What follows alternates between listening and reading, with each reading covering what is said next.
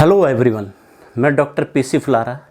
आज इस video lecture में आप लोगों को gravitational field intensity due to a uniform disc किस प्रकार से फाइंड आउट करते हैं, उसके लिए क्या एक्सप्रेशन होता है वो फाइंड आउट करके दिखाऊंगा। चलिए स्टार्ट करते हैं। देखिए, यहाँ पर हम दो तरीके से निकाल सकते हैं। एक तो हम क्या कर सकते हैं कि जो हमको पहले से रिंग के कारण पता है उसके एक्सिस पर, वो मैंने पिछले वीडियो में बताया है, तो वो उसका लिंक मैंने नीचे डिस्क्रिप्शन में दे रखा है। यदि आपने नहीं देखी हो तो आप उसको देख सकते हैं, पहले उसको देख लीजिए। तो उसके रिजल्ट का हम यूज करेंगे। दूसरा, हम जनरल मेथड हम यूज कर सकते हैं डबल इंटीग्रेशन का। चलिए, हम जो पिछली वीडियो मैंने रिंग के कारण बताया था तो उसका रिजल्ट हम यहाँ पर यूज करेंगे। तो ये सपोज क्या है, एक डिस्क है। देखिए, ये डिस्क हो गई। अब इस डिस्क के एक्सिस पर कोई पॉइंट P है, तो इस एक्सिस पर हमको क्या निकालना है, gravitational field intensity find out करनी इस पॉइंट पर। तो हम कैसे फाइंड आउट करेंगे, देखिए हम क्या करेंगे, इसको एलिमेंट्री पार्ट में, क्योंकि हम या तो किसका जानते हैं, पॉइंट ऑब्जेक्ट के कारण यहाँ पर ग्रेविटेशनल फील्ड इंटेंसिटी जानते हैं, परंतु ये पॉइंट ऑब्जेक्ट नहीं है क्योंकि यहाँ पर मास डिस्ट्रीब्यूशन है सर्टेन रीजन में, डिस्क में। तो अब क्या करते हैं, या तो हम इसको जो है छोटे छोटे टुकड़ों में हम डिवाइड करते हैं, एक टुकड़ा ले लें तो उसके कारण निकालें। तो हमको यहाँ पर डबल इंटीग्रेशन का यूज करना पड़ेगा वहाँ पर। और दूसरा तरीका कि हम इसको इनफाइनाइट रिंग्स में डिवाइड कर दें, छोटी छोटी, और रिंग के कारण हम उसके एक्सिस पर किसी पॉइंट पर P gravitational field intensity find out कर सकते हैं, क्योंकि हमने पिछली वीडियो में बताया है कैसे फाइंड करते हैं।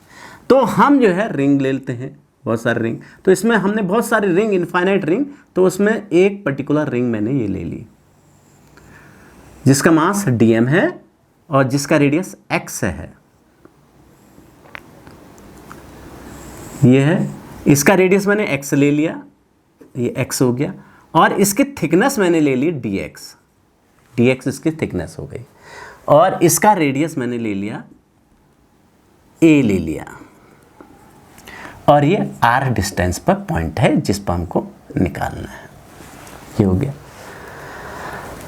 अब देखिए कि यहाँ पर हमने इस डिस्क के कारण, इस डिस्क जो रिंग है, रिंग के कारण, रिंग का मास हमने dm मान लिया। इस रिंग के कारण P पॉइंट पर ग्रेविटेशनल फील्ड इंटेंसिटी हमने फाइंड आउट की थी। तो DE इक्वल टू कितना था, G M means dm, R means R है यहाँ पर डिस्टेंस पॉइंट की, upon a square plus r square का होल 3/2। तो a square plus r square whole 3/2 ये था। वहां पर हमने जो है r डिस्टेंस हो गई पॉइंट P की, यानी इस रिंग के सेंटर से पॉइंट P की डिस्टेंस r है, और इसका मास dm है, और इसका रेडियस a है। तो ये एक्सप्रेशन हमने पिछली वीडियो में फाइंड आउट किया था। हमने अगर r डिस्टेंस पे है तो हमने क्या निकाला था, E equal to GMR upon a square plus r square whole 3/2। ये था, m मास था उस रिंग का, और r क्या था, रिंग के सेंटर से जो है r डिस्टेंस पर पॉइंट P था जिस पर हमने ग्रेविटेशनल फील्ड इंटेंसिटी निकाली थी, और a रेडियस था रिंग का। ठीक है, तो ये एक्सप्रेशन आया था, यही हमने यहाँ पर यूज किया है। देखिए G, ये छोटे से पार्ट है तो इसलिए D हमने रिप्रेजेंट किया इसके कारण। G इसका मास dm है, और इसके सेंटर से r डिस्टेंस पर पॉइंट P है, और a इसका रेडियस हो गया। तो ये एक्सप्रेशन यहाँ पर रख दिया। अब इसको हम क्या कर देते हैं, जीरो से लेके, सेंटर जीरो पर है, से लेके a तक इंटीग्रेट कर देते हैं, तो हमारे पास पूरे डिस्क के कारण P पॉइंट पर आ जाएगा। तो यानी हमको E होल डिस्क के कारण निकालना है, तो हम इसको इंटीग्रेट कर देंगे कहाँ से, जीरो से a तक DE हो जाएगा। अब इसमें हमको G कांस्टेंट है, बाहर आ जाएगा, R हमको पता है, A पता है R। अब DM मालूम नहीं है तो हम पहले DM फाइंड आउट कर लेते हैं। DM कितना होगा, इसका मास सपोज डिस्क का क्या है, M है। तो मास जो है डिस्क का कितना है, मास M क्या है, मास ऑफ डिस्क है, मास ऑफ डिस्क। तो इसके सरफेस जो मास डिस्ट्रीब्यूशन है डेंसिटी है, surface mass density sigma. Sigma क्या होता है? मास अपॉन एरिया होता है। एरिया कितना हो जाएगा डिस्क का? पाई ए स्क्वायर हो जाएगा। ये इसकी क्या आ गई? डेंसिटी आ गई। ये क्या हो गई? सरफेस डेंसिटी या surface mass density. Surface mass density ये हो गई, तो ये हो गया m अपॉन पाई स्क्वायर हो गया। अब हमको इसका एरिया निकालना है जो एलिमेंट्री पार्ट डिस्क रिंग है, elementary ring, area of elementary ring. तो एलिमेंट्री रिंग का एरिया कितना हो जाएगा? देखिए इसके बाहर वाला जो है ये सर्किल जो बन रहा है इसका radius x plus d x हो गया, अंदर वाले का x हो गया। तो बाहर वाले के एरिया में से अंदर वाले का एरिया सब्ट्रैक्ट कर देंगे तो ये रिंग का एरिया आ जाएगा। तो पाई x प्लस डी एक्स, बाहर वाले सर्किल का रेडियस ये हो गया, अंदर वाले सर्किल का रेडियस क्या हो गया? Pi x square. ये सब्ट्रैक्ट कर दो, पाई कॉमन ले लो, इसको खोल दो, x square plus d x का whole square plus 2x dx minus x square, ही हो गया। एक्स स्क्वायर से एक्स स्क्वायर कैंसिल कर दिया। अब dx बहुत छोटे क्वांटिटी है, बहुत छोटा है, x के कंपैरेटिवली बहुत छोटा है, तो x के रेस्पेक्ट में इस dx को हम क्या करते हैं? स्क्वायर को नेग्लेक्ट कर सकते हैं। dx स्क्वायर है तो इसको हम नेग्लेक्ट कर देते हैं, तो ये क्या हो जाएगा? 2 पाई एक्स dx। एक तरीका यह है एरिया निकालने का। दूसरा एरिया निकालने का तरीका क्या कर सकते हैं हम? इसको जो ये स्ट्रिप है, इस स्ट्रिप को कट करिए और खींच दीजिए। खींचेंगे तो कैसी बन जाएगी स्ट्रिप? ये इस तरह से बन जाएगी। ये अंदर वाला पार्ट हो जाएगा सरकमफ्रेंस, ये बाहर वाला पार्ट हो जाएगा। अब स्लाइडली ये क्या होगा? टेढ़ा होगा ये। तो मैं इतना जो है बहुत कम अंतर है, ये इस एरिया को नेग्लेक्ट कर देता हूँ। इस वाले एरिया को जो है एक कॉर्नर जैसा निकला है इसमें कॉर्नर, तो इसको मैंने नेग्लेक्ट कर दिया, इसको भी नेग्लेक्ट कर दिया है, 0। अब ये हो गया। अब इसकी मोटाई कितनी होगी? dx, और ये सरकमफ्रेंस कितनी थी अंदर वाली? 2 पाई x थी। तो एरिया कितना हो गया? लेंथ इंटू ये रेक्टेंगुलर की तरह है, 2 पाई x इंटू dx। ये ऐसे भी फाइंड आउट कर सकते हैं। हाँ, इस एलिमेंट्री पार्ट का इसको काट के हमने सीधा कर दिया। थोड़ा सा जो माइन्यूट जो एरिया में अंतर आएगा बहुत नेग्लिजिबल है इस पूरे एरिया के कंपैरेटिवली, तो हमने इसको नेग्लेक्ट कर दिया। यहाँ पर भी हमने नेग्लेक्ट किया था। तो 2 पाई एक्स dx ये हो गया। अब इसका मास हम निकाल देते हैं dm। तो इसका मास कितना हो जाएगा? dm इंटू, इसको मैं da कह देता हूँ, एरिया, सिग्मा इंटू da हो गया। तो सिग्मा की वैल्यू ये है m अपॉन पाई ए स्क्वायर 2 पाई एक्स dx। तो पाई से पाई कैंसिल हो जाएगा, 2m upon a square x dx, ये इतना आ गया। ये हमारे पास क्या हो गया? ये दिख नहीं रहा नीचे, तो यहाँ लिख देते हैं दैट इज, ये हो गया that is equal to 2m upon a square x dx, 2m upon a square x dx। अब dm की वैल्यू इस में रख देंगे, d में dm रख देंगे, फिर इंटीग्रेट कर देंगे।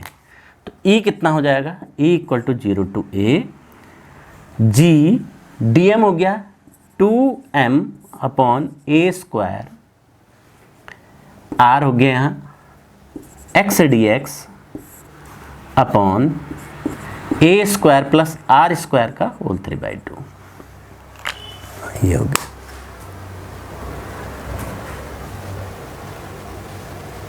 ये हो गया।